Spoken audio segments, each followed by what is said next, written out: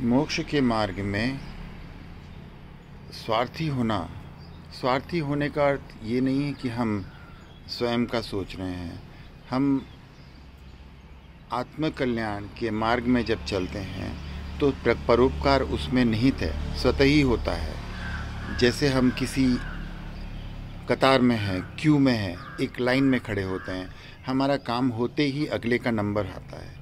इसी तरह से देखा जाए तो संपूर्ण जगत में प्रत्येक जीव जिसने भी शरीर धारण किया है, और कुछ जीव होते हैं जो कहते हैं हम कण कण में जीव होता है, तो उन्होंने शरीर धारण नहीं किया होता।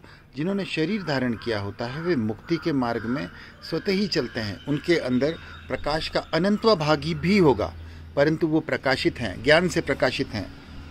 उनकी चेतना में शक्ति का संचार हो चुका है। एक इंद्रिय से धीरे धीरे यात्रा करते करते हम ऊपर उठते जाते हैं।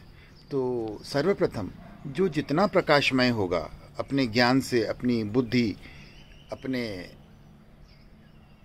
आत्मा को जो जितना प्रकाशित कर पाएगा, सबसे पहले सबसे ऊपर वाला जो होगा प्रकाशित अनंत प्रकाशमान, वो मुक्त होगा। उसके मुक्त होते ही दूसरे का नंबर आता है। और हमारा कर्तव्य होता है हम संपूर्ण जगत में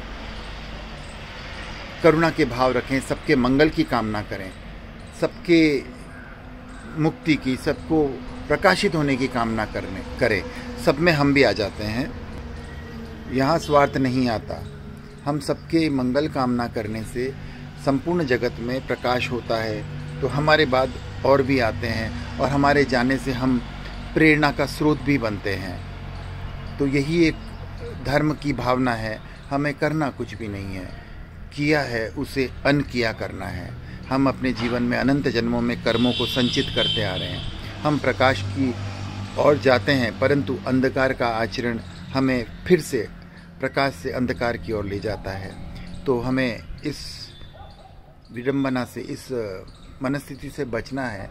हमें किसी भी कीमत पे अपनी आत्मा को कलुषित नहीं करना है।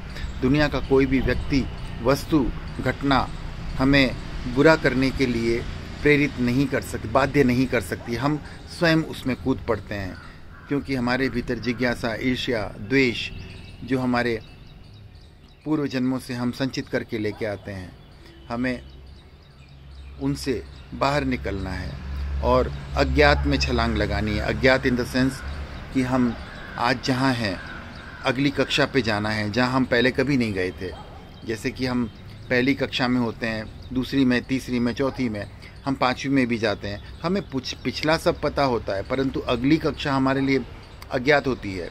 हमारी यात्रा अज्ञात की ही होती है। हम प्रत्येक क्षण अपने आप को प्रकाश की ओर गतिमान करते हैं, परंतु हमारा अज्ञान हमें पूर्व कक्षाओं की आदतों को, बुरी आदतों को इकट्ठा कर लेता है। तो हमें अपनी बुराइयों से बचना है, हमें अज्ञान से बचना है।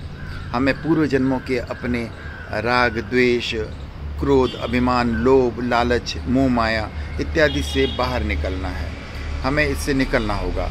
अगर हम मोह माया में ग्रसित रहते हैं तो ये मोह माया हमारे जीवन पर्यंत चलती है, बट सिर्फ पात्र बदल जाते हैं। हम किसी से भी प्यार नहीं करते, हम स्वयं से प्यार करते हैं और मोह माया के लिए किसी वस्तु को निर्धारित करते हैं। वस्तु बदल जाती है, लेकिन हमारा मोह माया, हमारा लोभ, लालच, हमारा क्रोध नहीं जाता। हम इस पर प्यार नहीं करेंगे तो उस पर प्यार कर लेंगे, इससे लोभ नहीं करेंगे उससे कर लेंगे। हमारा लोभ वगैरह सब विकसित होता है, अभिमान सब विकसित होता है। भले एक जगह से छूटते हैं, दूसरे खड्डे में जाके गिरते हैं। हमें इन चीज़ों से बचना है। हम अपनी आत्मा में ही रमण करें। हमारी आत्मा संपूर्ण जगत में सर्वश्रेष्ठ ईश्वरीय शक्ति से संचित है और हम अपनी मुक्ति के लिए अपनी ही आत्मा का ध्यान करते हैं। हम किसी और की ध्यान नहीं। हमें स्वयं को विकसित करना है, स्वयं को, आत्मा को प्रकाशित करना है। ईश्वर यानी सर्वज्ञ हमारी प्रेरणा का स्रोत होता है। जैसे हम बच्चे होते हैं, हम जैसी बुद्धि आती है हम सोचते हैं कि हमें डॉक्टर बनना है, इंजीनियर बनना है, तो सर्वश्रेष्ठ डॉक्टर या इंजीनियर हमारे प्रेरणा का स्रोत होता है। हम वहाँ पहुँच नहीं पाते, पहुँचते नहीं हैं, लेकिन हमारा आगे का गंतव्य वही रहता है। इसी तरह ईश्वर को हम सर्वश्रेष्ठ मानकर उसके गुणों को जानते हैं और वही हमारे लक्ष्य होते हैं। हमें अपनी यात्रा वहाँ पहुँचानी है। ईश्वर के नाम का कीर्तन करने से कुछ नहीं होता, उसके गुणों को आत्मसात किया जाता है, उसके गुणों के प्रति अनुराग होता है ताकि हम उसकी ओर चल पड़े। जय श्री राम।